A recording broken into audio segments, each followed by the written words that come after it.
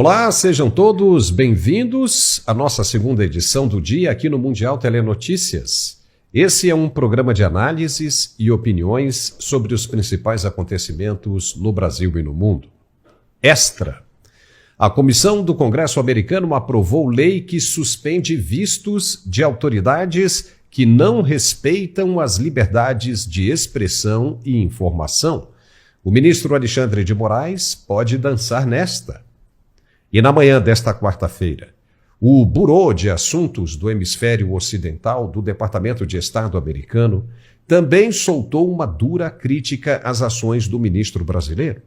A iniciativa marca a primeira manifestação oficial do governo Trump sobre o caso que envolve o Rumble e a Trump Media and Technology Group. O comunicado foi publicado na rede X e diz o seguinte, abre aspas, o respeito à soberania é uma via de mão dupla com todos os parceiros dos Estados Unidos, incluindo o Brasil. Bloquear o acesso à informação e impor multas a empresas baseadas nos Estados Unidos por se recusarem a censurar pessoas que vivem nos Estados Unidos é incompatível com os valores democráticos, incluindo a liberdade de expressão. Fecha aspas. Até a Embaixada Americana em Brasília repostou oficialmente as declarações do governo americano. Ou seja, a coisa é oficial mesmo e os caras estão vindo com tudo para cima dos ministros do STF. Só no final do dia desta terça-feira, para que você tenha uma ideia, os representantes da Corte Brasileira se deram conta, enfim, de que tudo o que está acontecendo é muito sério, é realidade e que nunca se tratou de brincadeira alguma. Até mesmo as jornalistas que adoravam dar gargalhadas na televisão, nos programas, falando do assunto, mudaram o comportamento. Mas como assim? É sério isso? Perguntam elas e eles, sem acreditar no que está acontecendo. O Golias está tombando e o Davi americano descobriu que pode sancionar os magistrados brasileiros financeiramente também. Tomaram um susto. Mas nós avisamos há muito tempo que isso iria acontecer. As autoridades do judiciário correram para o Itamaraty para pedir ajuda, dizendo que alguma coisa deveria ser feita com urgência para conter o que chamaram de assédio de Trump e Musk contra os ministros do STF. O curioso é que quando se fala de bolso, a parte mais sensível do corpo humano, não há quem resista. E isso aconteceu agora com os ministros do STF e mais especificamente com o ministro Alexandre de Moraes. Entenderam que as ameaças saíram do campo das falácias para uma realidade bem preocupante, dura e emergencial. Mas todos nós dissemos que não se tratava de falácias. Falamos que a coisa era séria, bem séria, desde o início. Só as jornalistas risonhas acreditavam e os ministros acreditam mesmo que era fantasia. Agora acordaram do coma e estão diante de um dilema terrível. Se o Itamaraty, que é um órgão do Poder Executivo, entra nesta questão, como querem os ministros do STF, fica evidenciado o aparelhamento do governo com o judiciário, ou seja, que o governo Lula está protegendo o Supremo. E aí o governo Trump pode virar os canhões para cima de Lula também. Já imaginou o tamanho dessa enrascada? E o que o Itamaraty está sendo orientado a fazer? Sensibilizar a diplomacia americana para deixar isso de lado, alegando as centenas de anos de amizade entre os dois países. Vão entrar com apelações aonde? Justamente no Departamento de Estado americano, que é o responsável pela diplomacia do país, é claro. O problema é quem é o secretário atual de Estado, o chefe deste departamento que o Itamaraty tem esperanças de conversar e resolver a questão. Quem é? Sabe quem é?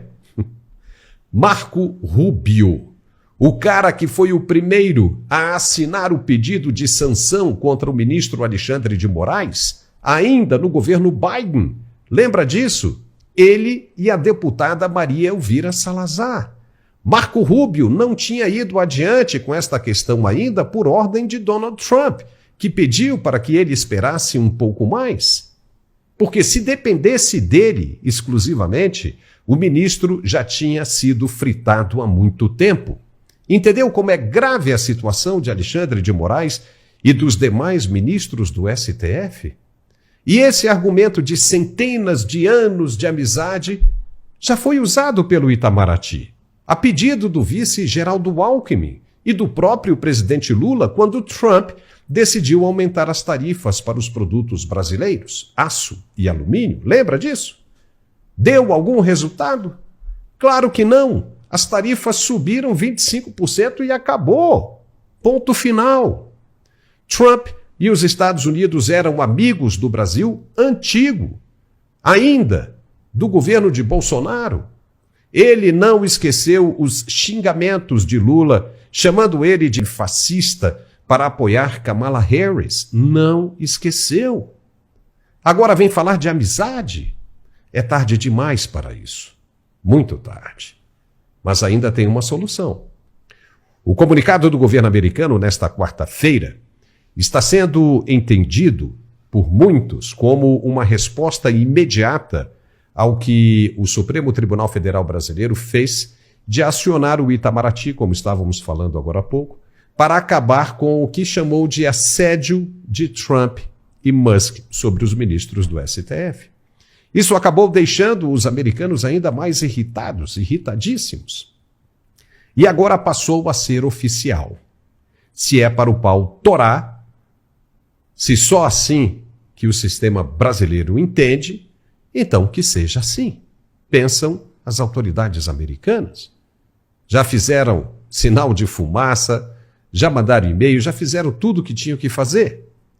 Se ninguém entendeu, então agora o pau tora. É para valer. Não há uma saída institucional para esse problema.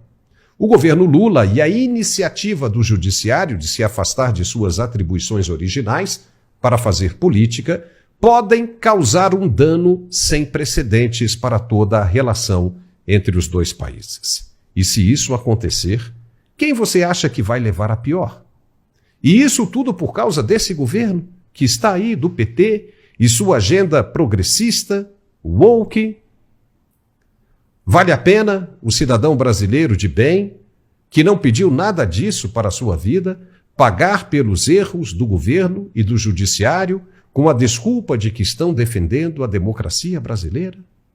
Isso não cola mais. E essas autoridades já deveriam ter dado conta disso.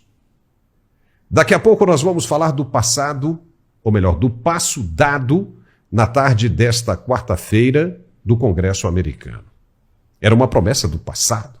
Todo mundo sabia que se Trump vencesse, ele iria cumprir com essa promessa. As ações começaram bem antes do que muita gente esperava e imaginava. E Trump está apenas no início do seu segundo mês de mandato, hein?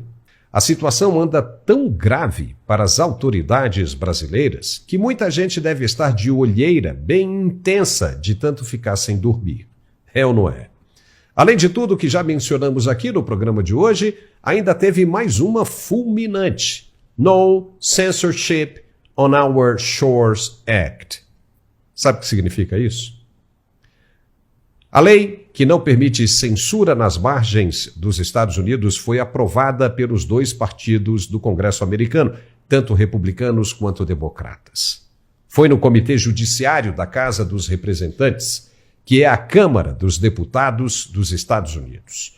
O projeto impede a entrada, cancela vistos e deporta oficiais de governos estrangeiros que violem ou tenham violado direitos à liberdade de expressão de cidadãos americanos.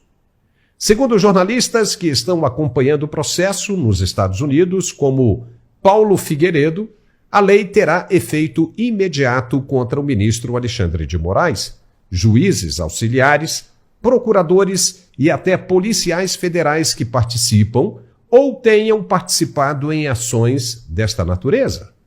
Agora o projeto vai seguir para votação em plenário, e a julgar pela maneira em que foi aprovado nas comissões, não é difícil imaginar qual será o resultado. Se aprovado, passa a ter valor imediato. E você acha que já está bom? Que acabou por aí? Não. Tem mais, muito mais.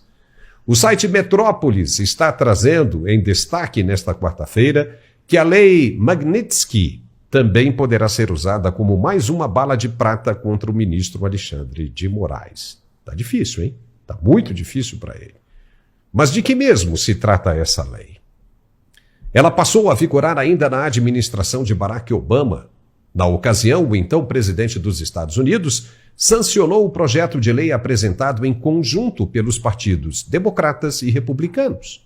A lei autoriza os Estados Unidos a punirem pessoas que considerem ter violado direitos humanos com a suspensão de transações financeiras em todo o mundo. Na visão de Elon Musk, braço direito de Trump na Casa Branca, Moraes se enquadra perfeitamente nesse perfil.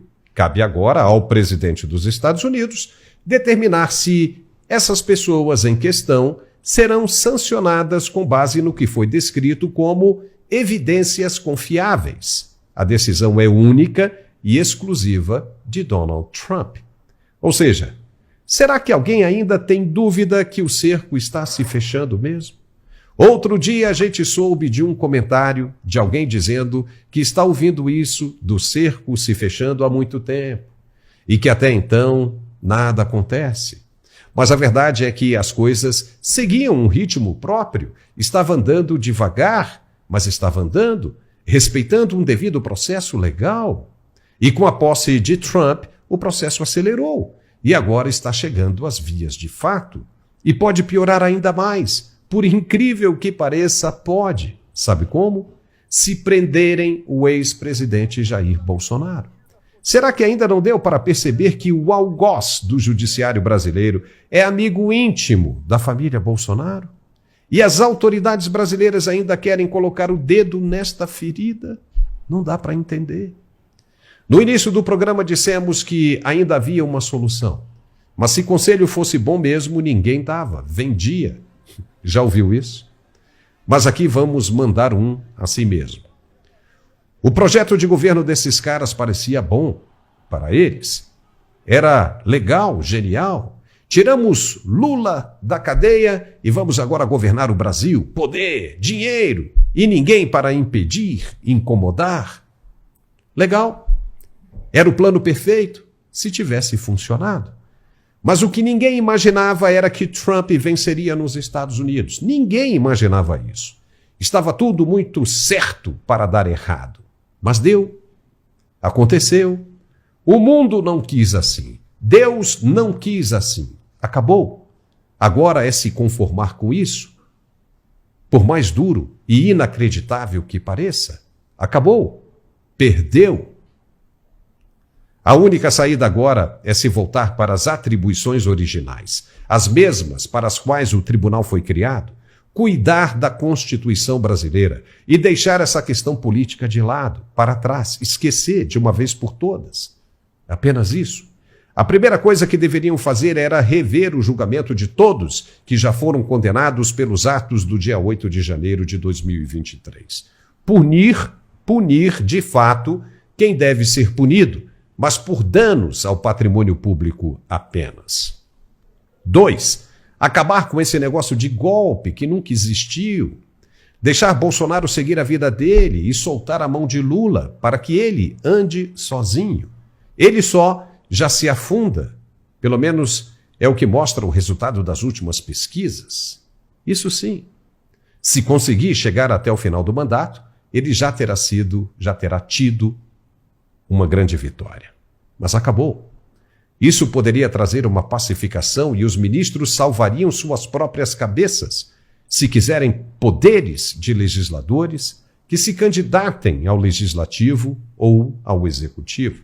Abandonem essa ideia de fazer política e parem com essa história de semipresidencialismo. Para que se meter nisso? Só assim essas autoridades poderão continuar com o poder que cabe a elas, dentro da esfera do judiciário, dentro de seu próprio quadrado. Esqueçam pautas polêmicas e retrógradas que não levam a nada, como a interrupção da vida ainda no útero materno. Esqueçam isso. Caso contrário, não vai ter como essa gente se dar bem e o tombo será bem doloroso, sem ter a quem recorrer, exatamente como fizeram com os condenados pela última instância. Desta vez, vemos um Davi derrotando um Golias. E sabe quem são esses Davis? Os que foram perseguidos e exilados. Jornalistas como Paulo Figueiredo, que deu a ideia da sanção financeira a Elon Musk e Donald Trump. Imagine só. E também Alan dos Santos. Esses que serviram como pano de fundo para a confirmação das irregularidades apontadas. Dias difíceis se aproximam. Quem tem ouvido, que ouça. Quem tem olhos, que veja. Quem tem perna, que corra. Ficamos hoje por aqui com esse programa. Se você gostou, não esqueça de dar um like e se inscrever, porque é muito importante para nós. Muito obrigado pela sua companhia e nos vemos de novo nesta quinta-feira ao meio-dia. Forte abraço e até lá.